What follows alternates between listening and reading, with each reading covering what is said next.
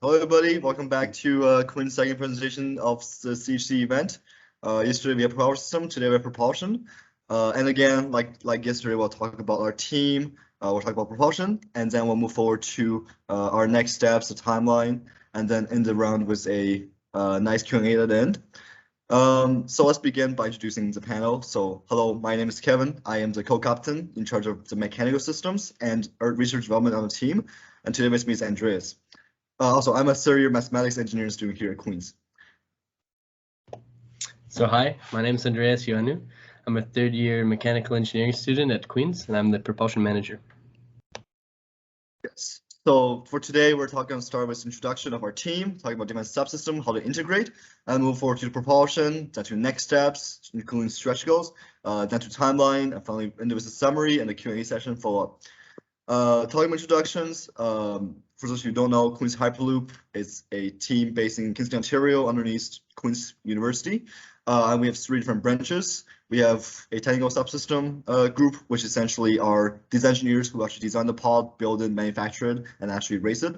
And then we have our R&D department, which is completely new, and this is more of our infrastructure and technical research down here, including LIM, maglev, materials, machine learning cameras, stuff like that. It's all here.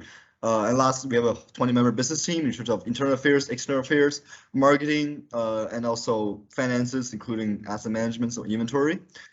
Looking at our technical subsystems, today what we're looking at is our propulsion, which is underneath mechanical systems. This is fully integrated within our mechanical systems group, which includes chassis, suspension, braking as well. And what happened yesterday was power system, which is integrated under another group called into electrical systems, and that also includes control systems, which is more optic and software-oriented.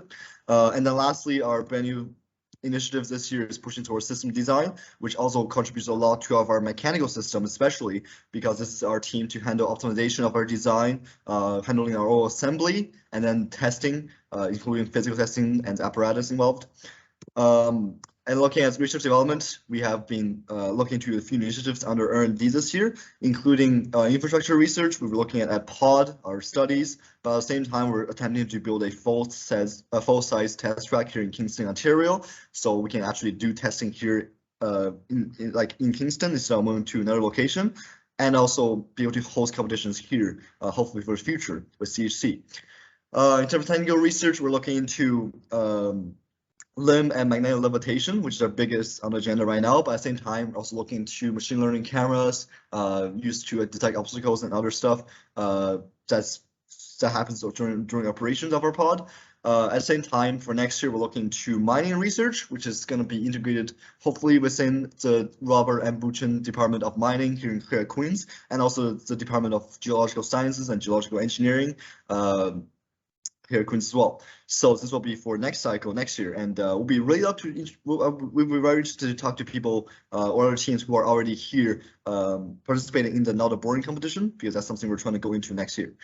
Moving forward to business logistics, what we have on our team right here are our logistics team, essentially people who we can always talk to actually get in touch with us very quickly. This is to ensure that anything regarding sponsorship, regarding alumni, and especially to do with our events team, because this year we're really focusing on our operations. And then we're looking at marketing, which is our multimedia, graphic design, web development, which you can find on our website or our social media page at Queen's Hyperloop. And finally, our sponsorship team, which we're happy to connect. If anybody got any sponsorship initiatives that require the support of multiple teams, that's what we're here for.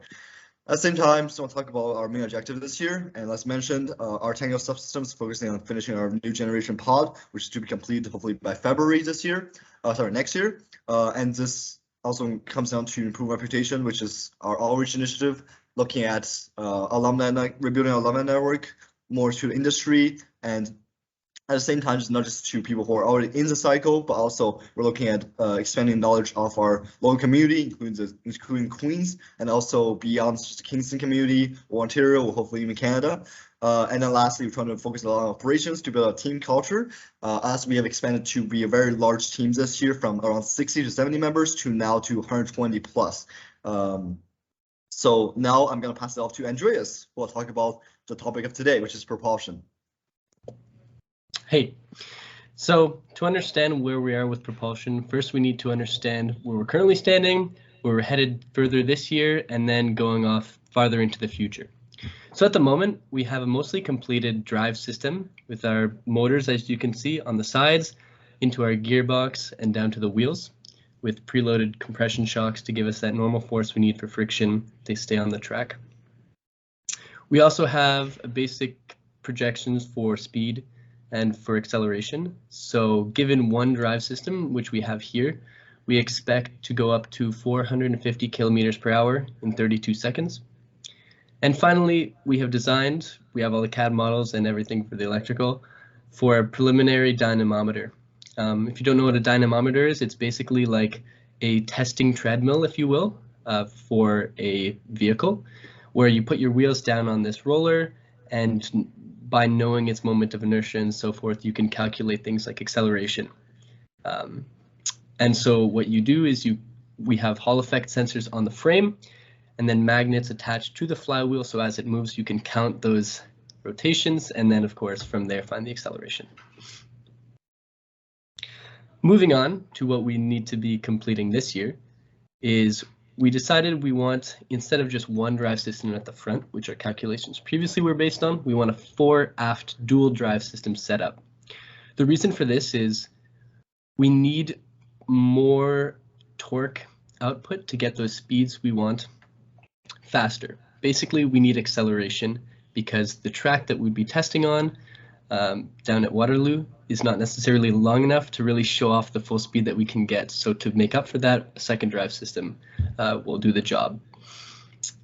Of course, having 2 at the front, 2 in the back will give us 4 total motors. These are electric brush motors. They're synchronous and AC, 3-phase AC. These will give us, we see from the data sheets, a total horsepower of 107 nominal, up to just under 300 max, which we're really excited about. Now, in terms of our gearbox, we're going with a 2 to 5 at the moment, overdrive gearbox.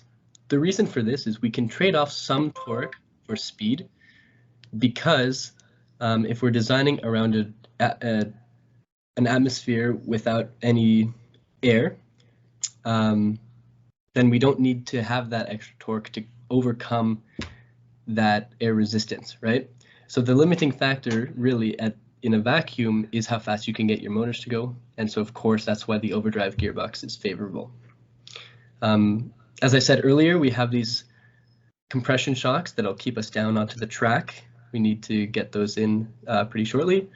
And that will just give us that normal force so we don't need, or we won't be slipping, and that'll reduce our acceleration. Another big thing, and this comes to the manufacturing, is we're actually going to be manufacturing this in-house. This is really nice because it allows us to rapid prototype. If we have some issues, we can change that really fast rather than having to rely on a manufacturer and waiting, the months that they'll take to come in and when they're all backed up and so forth. So it's really nice we'll be making them here. And finally, last thing is we're going to be changing the tire material on this. So on our previous design here that you can see, we have just steel wheels, and we want to avoid steel on steel because that can hurt the track, and also introduce some slip, which again just creates heat and reduces our acceleration. Now the second half of our propulsion system is we don't just have the drivetrain, but we also need the cooling loop because these are very powerful motors. They need to be cooled.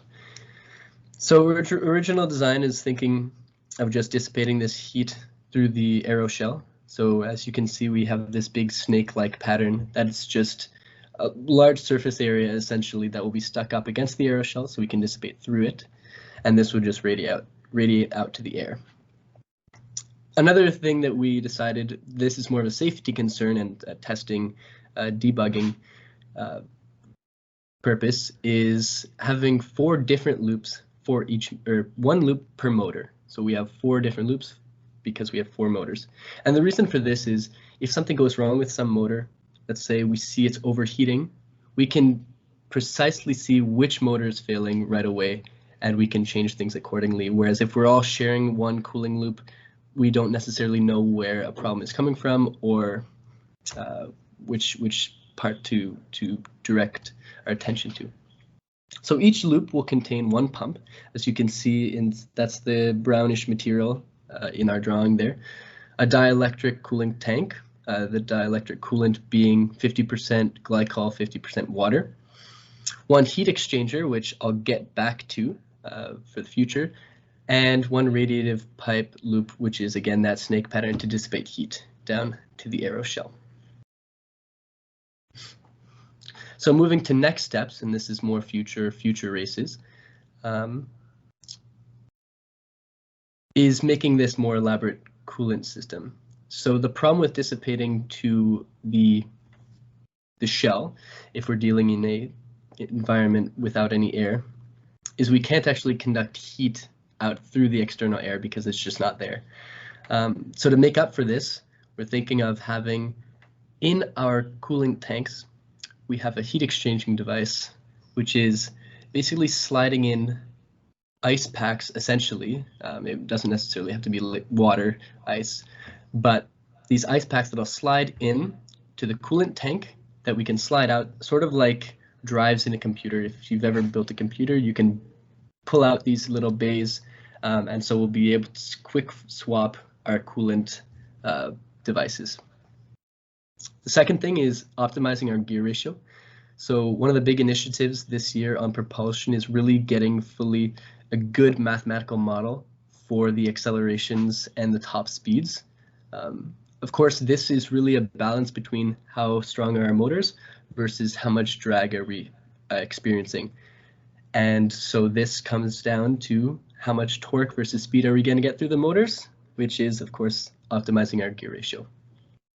Finally, with other teams, weight is always a huge concern, and it's a money constraint. So while we're testing things now, we might be using steel, but in the future, we'd like to move to, your titaniums, your aluminum alloys, and so forth. And then, this is a huge one, is creating a test surface, like an actual track here. We're thinking at the Kingston airport, which will give us enough space. And the reason for this is a dynamometer is great for testing, but it neglects the actual effects of drag. If we want to test with drag, we need to have it moving through the actual fluid, which is basically the only way we can do that is with a test track, since we don't have a wind tunnel here at Queen's. So that's it for me. Let's move back to Kevin, who's going to talk about the rest. All right, thank you, Andreas. So like yesterday, we're going to go into a bit more about stretch goals. So as mentioned previously, maglev right now is pretty much concerned for everybody, and it's the same on Queen's Hyperloop especially, with our independent R&D system, which is, I believe, a lot more optimized than before. We're ideally pushing for implementation hopefully by end of this year or next year for next design cycle. But so far we've been in around 3 years since the 2019 SpaceX conference competition, and since then we've been stuck in design cycle ever since. So this year we're hoping to realize our design, and that will hopefully give us more time to put more effort into maglev. So in terms of our second stretch goal, as mentioned many times already, track construction is a pretty big concern for us this year, especially since we're looking to improve our testing methods. And right now we're doing a lot of physical testing in-house in our design bay, as you can see right here. But I believe that to go to the next step, we ideally should have a full-on test track or other testing equipment, which will benefit us way more than currently doing physical testing with some, I would say, not ideal tools. But moving forward to our last goal, again, focusing on operations this year, we have put a lot of effort into our membership. And the whole idea is we want to first exist as a good organization before existing as a good team. So with that being said, moving forward to the timelines, and this is the same implementation timeline as the power system yesterday. And the whole idea is we have been redesigning, wrapping our design since our design cycle from 2 years ago. And now we're moving forward to manufacturing between now and around the middle of January, which we hope to assemble our full pod by the middle of February if possible. And once that is done, we'll be moving forward to testing preparations throughout the next few months, all the way into competition. And then we'll be moving to debriefing period, which is a consistent throughout all timelines. And the whole idea here is we want to make sure we generate reports, analyze data, and publish them so that this information is public and hopefully support other teams in their efforts to participate in the Hyperloop industry. And looking at R&D, again, looking at structural and research, we have split into 3 different phases. So the first phase, we're looking at more studies on maglev and beginning of our structural proposal. And we're moving forward to our choo-choo train, which is what we refer to our toy scale maglev train. So we have pushed back a little bit instead of focusing everything on making sure our maglev will work right away for actual pod. Instead, we want to make absolute certainty. So we'll begin with scalar scale models, which will eventually be realized by phase 3, which is a non-toy scale and slightly larger, but still small scale model that could be implemented into our pod system. And progress will be logged here and published information as always.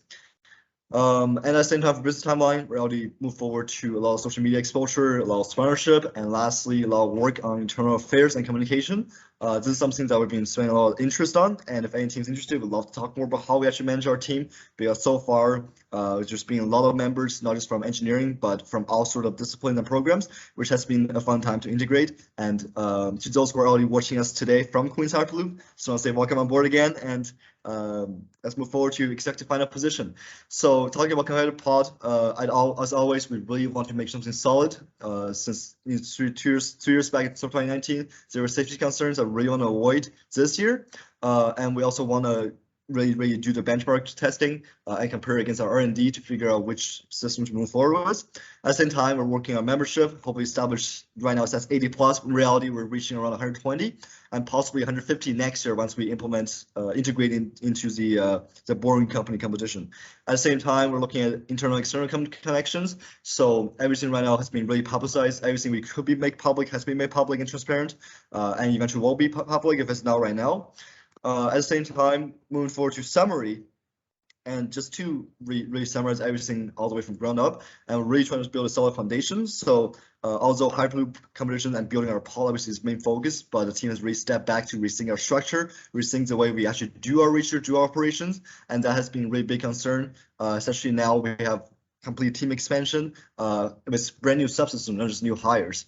At the same time, our pilot R&D system will hopefully benefit us in the long run, as before we have done this in series where we take a design cycle, a manufacturing cycle, a build cycle, and then move forward to a new design cycle, which we believe can be made in parallel instead with the new branch.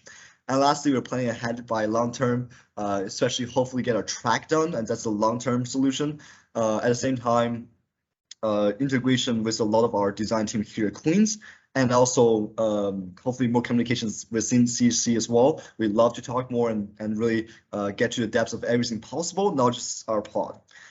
Now, with that being said, that's the end of our presentation. I welcome all questions, and we hopefully can answer all of them. Although obviously you mentioned yesterday, a lot of things we do want to keep private for now due to sponsor concerns.